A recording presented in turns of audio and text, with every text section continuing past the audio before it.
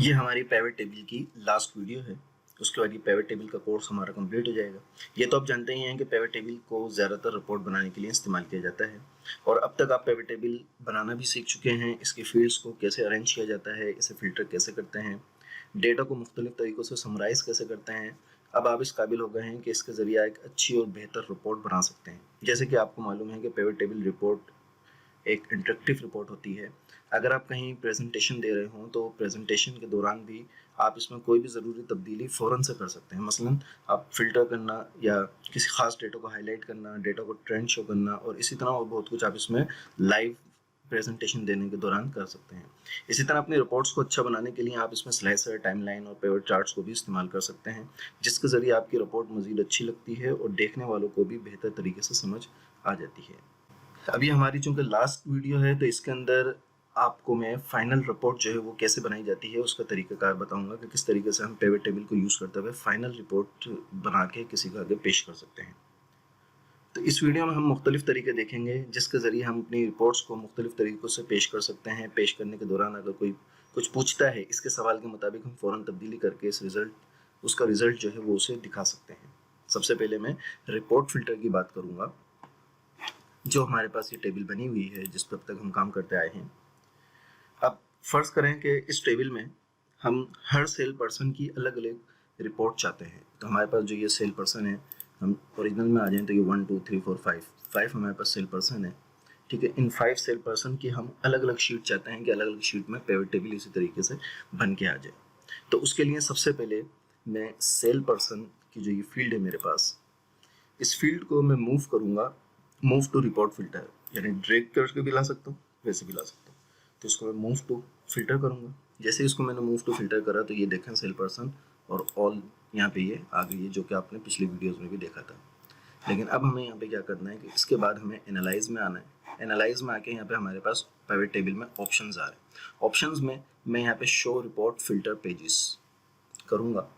तो जैसे ही मैं ये करूँगा तो आप देखें कि इधर भी इसको मैं सेलेक्ट करके ओके करता हूँ तो सेल पर्सन, जब ये फ़ौरन आप देखें कि फ़ौरन से इसने सेकंडों के अंदर सेल पर्सन वाइज अलग अलग शीट इसने बना दी हैं। 5 शीटें बना दी हैं, SP1, SP2, SP3, SP4 और SP5 के नाम से।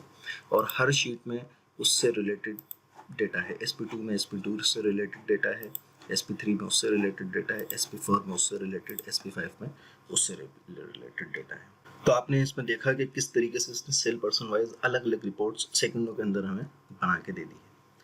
अब दूसरा मेथड इसका मैं आपको बताता हूँ कि स्लाइसर के ज़रिए हमें खूबसूरत रिपोर्ट कैसे बना सकते हैं। अब उसके बाद मैं इस सेल पर्सन को स्ट्रेट में वापस ले आता हूँ और अब इसके अंदर मैं यहाँ पे स्लाइसर को ऐड करूँगा, इंसर्ट स्लाइसर। और इंसर्ट स्लाइसर में मैं यहाँ पे सेल पर्सन, स्टेट और मंथ, ये 3 स्लाइसर यहाँ पे बनाऊँगा। इसको ओके करता हूँ। अब इनके तीनों स्लाइसर यहाँ बन गए हैं, जिसको मैं 1 बाय 1 यहाँ पे रखता हूँ।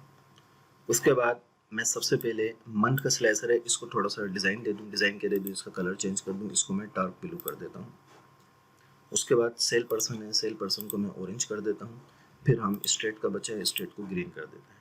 ठीक है, और इसको छोटा करके इसको कॉलम में 2 कर देता हूँ ताकि मज़ीद ही छोटा हो सके।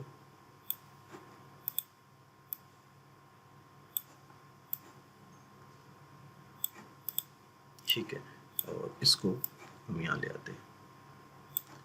ये ऑप्शन और ज़्यादा भी हो सकते हैं।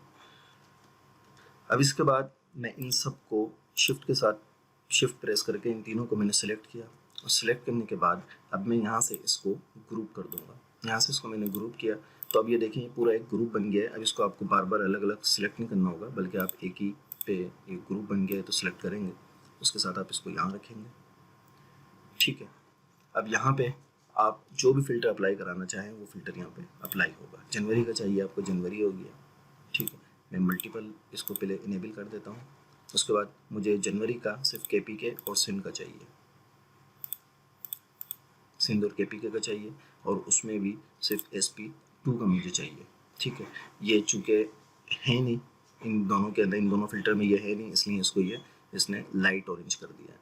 तो ये आपने देखा कि किस तरीके से हमने स्लाइसर के थ्रू भी खूबसूरत डिज़ाइन के साथ हम इसमें पिवट टेबल जो है वो रिपोर्ट उसकी बना के दे सकते हो, प्रेजेंटेशन लाइव भी हम दे सकते हैं।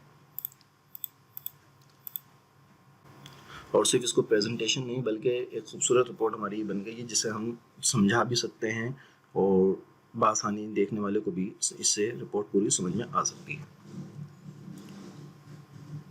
इसी तरह अब हम एक रिपोर्ट बनाते हैं टाइमलाइन के थ्रू। पिछले जिन वीडियो में आपने टाइमलाइन बनाने सीखी थी, ये वही हमारा डेटा है। हमारे पास इस डेटा में डेट की एक फील्ड है जो कि हाई डेट के नाम से है। इसको मैं यहाँ से हटा देता हूँ, ठीक है। और जब इसके अंदर डेट की फील्ड है हाई डेट के नाम से, तो इसके अंदर हम बासानी टाइमलाइन बना सकते हैं और टाइमलाइन के थ्रू एक बहुत अच्छी रिपोर्ट हम बना सकते हैं। इसको हाई डेट पे मैंने चेक लगाया, ओके करके ये टाइमलाइन मैंने ली। इसको मैं कोई भी कलर यहाँ से दे सकता हूँ स्टाइल अपनी रिक्वायरमेंट के हिसाब से। और उसके बाद में इसमें ऑप्शंस यहाँ से हाइट और विड्थ इसकी जो है वो मैं सेट कर सकता हूँ, ठीक है। और इसी तरह इसका ये नाम है हाई डेट। हेडर लेना चाहूँ तो वो ले सकते हैं, इसको हटा दे सकते हैं। सिलेक्शन लेबल में ये हमारे पास है सिलेक्शन लेबल। स्क्रॉल बार ये इसके साथ ही अटैच हो जाएगा, ये खूबसूरत लगेगा। और टाइम लेबल हमारा ये होना चाहिए, यानी इसको हम यहाँ से चेक कर सकते हैं। और ये जो रिपोर्ट कनेक्शन है ये वही है जो स्लाइसर के अंदर हम दो रिपोर्ट्स को आपस में एक टाइमलाइन से कनेक्ट करेंगे। उसके लिए है कि जो रिपोर्ट हम चाहते हैं कनेक्ट करना, उसको एक और टेबल भी उस पर चेक लगा के ओके करेंगे, तो फिर इस एक टाइमलाइन से हम 2-3 जितनी भी टेबल्स हम चाहते हैं फिल्टर करना वो फिल्टर कर सकते हैं। तो अब हम यहाँ पे अगर देखें क्वार्टर 1, 2, 3, तो क्वार्टर 1, 2, 3 में 2020 के क्वार्टर 1, 2, 3 में हमने 117 टीचर्स को हायर किया था। इसी तरह हम 2019 के पूरे साल को लेते हैं तो पूरे साल में 407 एम्प्लॉइज़ थे और कौन कौन से किस किस डेजिग्नेशन के थे वो सब यहाँ पे शो कर रहा है। क्वार्टर 1 और 2 को हम देखें तो क्वार्टर 1 और 2 में 107 थे, ठीक है। इसी तरह अगर हम शुरू के देखें तो शुरू में हमारे पास सिर्फ ये थे। तो ये इस तरीके से हम टाइमलाइन के थ्रू डेट वाली किसी भी डेटा को बआसानी फ़िल्टर वगैरह करा सकते हैं। और इसी तरह अगर आप कहीं प्रेजेंटेशन दे रहे हो, प्रेजेंटेशन के दौरान आपको जैसे भी हम क्वार्टर 1, 2 हम क्वार्टर के एतबार से कर रहे हो और आपको प्रेजेंटेशन देने के दरमियान पता चलेगा जी क्वार्टर नहीं मंथ में देना है, तो आप फ़ौरन से इसको जो है वो मंथ में चेंज कर सकते हैं, ईयर में चेंज कर सकते हैं। तो ये बहुत ही आसान और बहुत ही यूज़फुल है। इस तरीके से रिपोर्ट बनाना में सेकंडों में जो है वो काम हो जाता है। अब हम बात करते हैं पिवट टेबल की। टाइमलाइन रिमूव कर देता हूँ, बल्कि दूसरी शीट में जाते हैं और यहाँ पे अब हम बात करते हैं पिवट चार्ट की। हम पिवट टेबल की रिपोर्ट्स में पिवट चार्ट्स को भी इस्तेमाल कर सकते हैं जो कि हमारी रिपोर्ट को मज़ीद बेहतर बनाता है।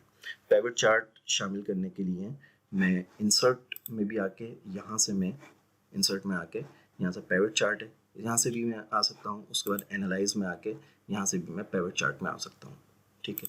पिवट चार्ट में आके मैं यहाँ कॉलम और क्लस्टर्ड कॉलम ये लूँगा सैंपल के तौर पे आपको दिखाने के लिए।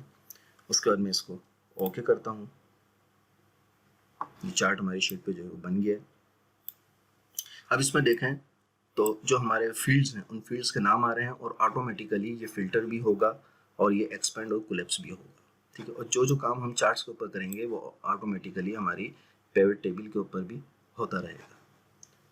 फॉर एग्जांपल मैं इसको कोलैप्स कर देता हूँ तो ये देखिए कोलैप्स हो गया। सिर्फ अब हमें ये स्टेट की जो है वो चीज़ें दे रहा है और स्टेट में इसी तरह यहाँ पे सिर्फ हमें KPK और बलूचिस्तान, सिंध, पंजाब का दे रहा है और उसमें जनवरी, फरवरी, मार्च को ये कलर के एतबार से शो कर रहा है। इसमें अभी कोई सेल पर्सन नहीं आ रहा। और हम इसको एक्सपेंड कर दें यहाँ पे प्लस के साइन पे क्लिक करके तो फ़ौरन से हमारा चार्ट भी चेंज हो गया और हमारी टेबल जो है वो भी चेंज हो गई है। इसमें अब SP3, SP4 और ये सब उनके लेबल भी यहाँ पे शो कर रहा है। दूसरा, इसी तरह अगर हम मंथ को यहाँ पे फिल्टर करना चाहें तो अभी तीनों मंथ आ रहे हैं, मैं सिर्फ जनवरी लेना चाह रहा हूँ। जनवरी करके ओके करता हूँ तो देखें सिर्फ और सिर्फ जनवरी और जनवरी के ये तीनों दे रहे हैं SP3, 1, 2, 3 का। ये हमारी टेबल भी चेंज हो गई। यानी जो जो चेंजिंग्स हम इसके अंदर करेंगे वो तमाम की तमाम चेंजिंग्स हमारी लाइव हमारी टेबल पे भी होती रहेंगी। सेल पर्सन का कोई फ़िल्टर लगाना चाहते हैं तो सेल पर्सन का फ़िल्टर यहाँ पे भी ये भी लगा सकते हैं। लेबल फ़िल्टर, वीडियो फ़िल्टर, तमाम के तमाम फ़िल्टर यहाँ पे अप्लाई होंगे, ठीक है। इसी तरह सेल पर्सन को हम सॉर्ट करना चाहते हैं, इसको A to Z हम सॉर्ट करते हैं या हम इसको C to A सॉर्ट करते हैं। तो उसी एतबार से देखें हमारा डेट चार्ट भी तब्दील हो गया है, डेटा भी। ये पिवट टेबल का चार्ट है। अगर आप एक्सेल के एडवांस चार्ट सीखना चाहते हैं तो एडवांस चार्ट्स की कैटेगरी से एडवांस चार्ट सीख सकते हैं। यह हमारे पिवट टेबल कोर्स की आखिरी क्लास थी जिसमें आपने तफसील से पिवट टेबल को सीखा।